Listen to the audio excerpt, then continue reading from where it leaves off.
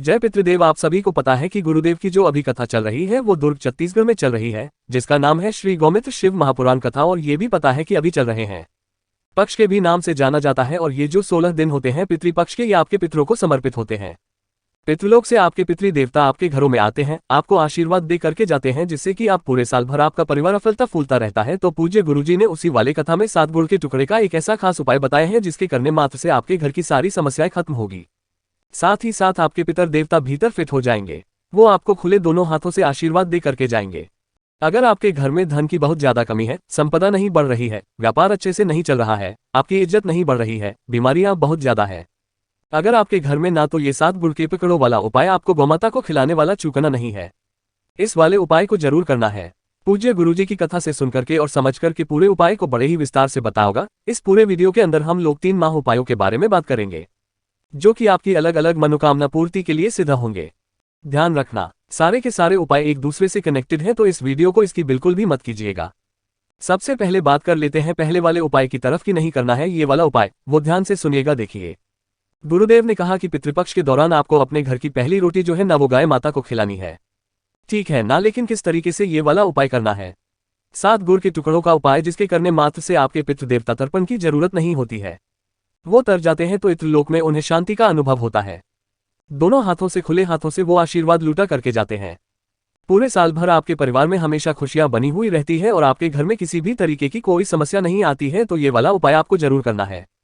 किन किन दिनों तक करना है, कैसे कैसे करना है, पूरा बताऊंगा, ध्यान से सुनना। सबसे पहले तो ध्यान रखिएगा, आप अपने घर की जो पहली रोटी बनाते हो ना, ये माता के लिए बनाते हो, ठीक है ना। सेम वही काम करना है दिन में जो सुबह के समय पर आता है ना, 10-12 बजे के बीच में सुबह, ठीक है ना। ये वाला काम करना है। आपको एक रोटी बनानी है, बना ली रोटी, इसको आपको घी से चुपड़ देना है। इसके बाद आपने घर में जो भी खीर वगैरह कुछ भी अगर बनाया है ना, ध्यान रखना, अगर आप खीर बनाओ तो गौमाता की बनाना, भैंस का दूध काम में मत लेना।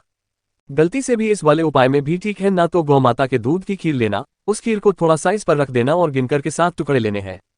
आपको किसके गुड़ के है ना, अगर बड़ा गुड़ है तो आपको छोटे छोटे टुकड़े कर लेने हैं, लेकिन आपको गुड़ के 7 टुकड़े ही लेने हैं। ये चीज ध्यान में रखिएगा। और इन 7 गुड़ के टुकड़ों को भी आपको उसी रोटी के ऊपर रख देना है, ठीक है। इसी रोटी को आपको गौमाता को खिलाना है, लेकिन खिलाना किसको, ये चीज ध्यान रखना भी, इस वाली रोटी को जो गौमाता को खिलाना है आपको, वो केवल आपके घर की बहू बेटी या फिर आपकी पत्नी स्त्री ही खिला सकती है। ये चीज ध्यान में रखिएगा, ठीक है ना। तो जो भी स्त्री, नारी, बहन, बेटी जो भी मेरे इस वीडियो को सुन रही है, देख रही है ना, ध्यान से कीजिएगा। इसी रोटी को आपको गौमाता को खिलानी है, लेकिन ध्यान रखना उस गौमाता को आपको अपने गेट के बाहर बुलाना है। ऐसा नहीं है आप गाय माता के पास चलाओ, कैसे भी करके गाय माता को अपने गेट के बाहर बुलाना है, वहां पर जाकर के उस रोटी को खिला देना है। किनके नाम से, के नाम से है ना। मैंने काफी सारे वीडियो में देखा कि वो गलत नाम बता रहे हैं, वो बोल रहे हैं विश्व कप है ना, और साथ ही साथ में बंदर का फोटो भी लगा रहे हैं। का नाम सुन करके उन्होंने ध्यान से उपाय को नहीं सुना। आपको विश्व कप पी के नाम से नहीं, के नाम से इस वाली रोटी को मात्र खिलाना है एक बार। और ध्यान रखना, दिन में एक बार इस वाली उपाय को करने का जो खास नियम तरीका जो गुरुदेव ने बताया कि आपको किन किन दिनों पर करना है, कि अगर किसी भी दिन श्राद्ध पक्ष के अंदर सोमवार हो जाए तो उस दिन आप इस उपाय को कर लीजिएगा। इसके अलावा एकादशी है ना, दूसरा बताया प्रदोष, तीसरा बताया शिवरात्रि और अमावस्या है ना। शिवरात्रि और अमावस्या ये जो 5 तिथियां होती है ना, ये आपके जितने भी पितृ देवता होते हैं ना, उनको स्थापित कर देती है, फिर उन्हें तर्पण की जरूरत नहीं होती है। आपका परिवार हमेशा फलता फूलता रहता है। तो इन 5 दिनों तक इस वाले उपाय को आपको जरूर करना है। मात्र एक रोटी और गुड़ के 7 टुकड़े आपको गाय माता को विश्व के नाम से अपने गेट के बाहर खिला देना है, ठीक है। ये हो गया पहला काम। आप बात कर लेते हैं दूसरे वाले उपाय की तरफ, है ना। मैंने कहा था कि आपके सारे के सारे जितने भी उपाय हैं ना, वो एक दूसरे से इंटरकनेक्टेड है, तो मत कीजिएगा। ध्यान से सुनिएगा, जब आप इस रोटी को खिला रहे होंगे तो गौमाता आपके घर के बाहर होगी, ठीक है ना। तो घर के बाहर जहां पर भी आपकी गौमाता खड़ी है, रोटी खाने के बाद में उसके पैरों के नीचे की ये जो आगे के पैर है ना, आगे के पेड़ के नीचे की जो मिट्टी है ना, इस मिट्टी को आपको उठा लेना है, ठीक है। अब इस मिट्टी का चमत्कार देखेगा, जो आपने आगे के पैरों की मिट्टी जो आपने उठाई है ना, इसे लेकर के आपको अपने घर पर आ जाना है। और दूसरे दिन, पहले दिन तो नहीं, उसके दूसरे दिन से आपको क्या करना है, थोड़ी थोड़ी सी मिट्टी अपने नहाने वाली बाल्टी में, ध्यान रखना, अपने नहाने वाली बाल्टी में डाल लेनी है और इसी से आपको स्नान करना है। ओम नमः शिवाय मंत्र का स्मरण करते हुए ये चीज ध्यान रखिएगा, ठीक है ना भैया। इस उपाय को करने से होगा क्या, ध्यान से सुनिएगा, समाज में आपकी इज्जत बढ़ेगी। दूसरी चीज, अगर आप कहीं पर नौकरी कर रहे हो ना, तो आपकी पदोन्नति होगी, आपका मान सम्मान बढ़ेगा। ये है दूसरा वाला काम, ठीक है। इससे आपके पितरों का आशीर्वाद सदैव आपको प्राप्त होगा। अब इसी वाले क्रम में अगर आपके घर में लड़ाई झगड़ा क्लेश बहुत ही ज्यादा होता है ना, लड़ाई झगड़ा क्लेश हो रहा है, घर में धन की आवक नहीं हो रही है, संपदा नहीं बढ़ रही है, तो उसी वाली मिट्टी को आपको गौमाता के आगे के पैरों वाली मिट्टी को आपको उठाना है और उस मिट्टी को आपको अपने पूरे घर में छिड़क देना है।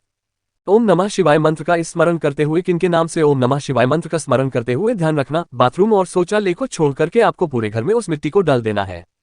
पूरे साल भर आपके घर में कभी भी लड़ाई झगड़ा क्लेश नहीं होगा। साथ ही साथ आपके घर में धन की आवक हमेशा होती रहेंगी। ये है दूसरा उपाय। अब बात करते हैं तीसरे वाले उपाय की तरफ कि अगर आपके घर में बीमारी बहुत ज्यादा है, किसी भी व्यक्ति को कुछ इस तरीके की बीमारी है, अगर रात को नींद नहीं आती है, उसे घबराहट बहुत ज्यादा हो जाती है, छोटी छोटी सी बात पे घबराहट होती है, पसीना छूटने लगता है, रात को अचानक से नींद खुल जाती है, पसीना छूटता है ना, और बीमारियां बहुत ज्यादा हो रखी है ना, तो घबराहट दर्द पसीना छूटने वाली बीमारी सर दर्द हर बीमारी का सिर्फ एक ही उपाय है, 7 गुड़ के टुकड़ों वाला उपाय। ध्यान से सुनिएगा, ये आपको लेने होंगे 7 गुड़ के टुकड़े, ज्यादा बड़े बड़े नहीं, छोटे छोटे आप ले सकते हो, कोई दिक्कत नहीं है। 7 गुड़ के टुकड़े गिन करके लेना और इसे लेकर के और 1 लोटा शुद्ध जल लेकर के पहुंच जाना कहां पर, देवादिदेव महादेव जी के मंदिर शिवलिंग के पास में है ना। जैसे ही आप यहां पर पहुंचेंगे उत्तर दिशा नॉर्थ डायरेक्शन की तरफ मुंह करके खड़े हो जाना। सबसे पहले 1 लोटा शुद्ध जल मेरे देवादिदेव महादेव जी को समर्पित करना है। ध्यान रखना, जब भी आप दर्द घबराहट पसीना छूटने वाला या बीमारी के लिए इस वाले उपाय करेंगे ना 7 गुड़ के टुकड़ों का, तो आप किनके नाम से करोगे, माता धूमावती के नाम से। माता धूमावती के नाम से इस वाले उपायों को करना है। माता धूमावती के नाम से आपको ये लोटा जल चढ़ाना है। ओम नमः शिवाय शिवाय नमस्ते हम का स्मरण करते हुए यहाँ पर जल चढ़ा दिया। उसके बाद में उन 7 गुड़ के टुकड़ों को आपको शिवलिंग के ठीक ऊपर समर्पित करना है, जिनके नाम से माता धूमावती के नाम से, और अपना नाम और गोत्र बोल करके यहाँ पर अपनी कामना कह देनी है। कहने के 50 दिन 7 गुड़ के टुकड़ों को आपको उठा करके घर पर लेकर के आ जाना है। फिर उसके बाद लगातार 7 दिन तक आपको मंदिर जाना है। शिवालय की चौखट पर बैठ करके, ध्यान रखना, शिवालय की चौखट पर बैठ करके आपको एक एक करके एक दिन में 1 गुड़ का टुकड़ा शिवालय की चौखट पर बैठ करके शिवलिंग को देखते हुए खा लेना है। लगातार 7 दिन आप इस वाले उपाय को कर लीजिएगा। 8वें दिन से आपकी जो भी बीमारी होगी ना शरीर में, वो सारी खत्म हो जाएगी। घबराहट खत्म हो जाएगी, पसीना छूटता है, डर लगने वाला जो है वो सारा सब कुछ खत्म हो जाएगा।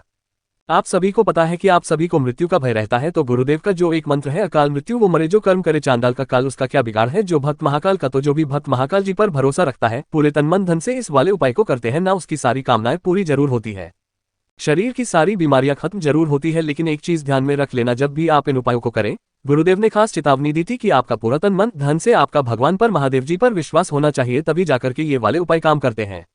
अगर विश्वास नहीं होगा ना, तो आप एक नहीं 1000 बार इस उपाय को कर लीजिएगा, आपको बिल्कुल भी इसका फल प्रदान नहीं होगा। पूज्य गुरुजी ने जैसा अपनी कथाओं में बताया वैसा आसान भाषा में आपको बताने का संपूर्ण प्रयास किया। वीडियो अगर पसंद आया हो तो लाइक जरूर करना, साथ ही साथ चैनल को सब्सक्राइब जरूर कीजिएगा। मैं मिलता हूं आपसे अगले वीडियो में, तब तक के लिए ओम नमः शिवाय, जय महाकाल।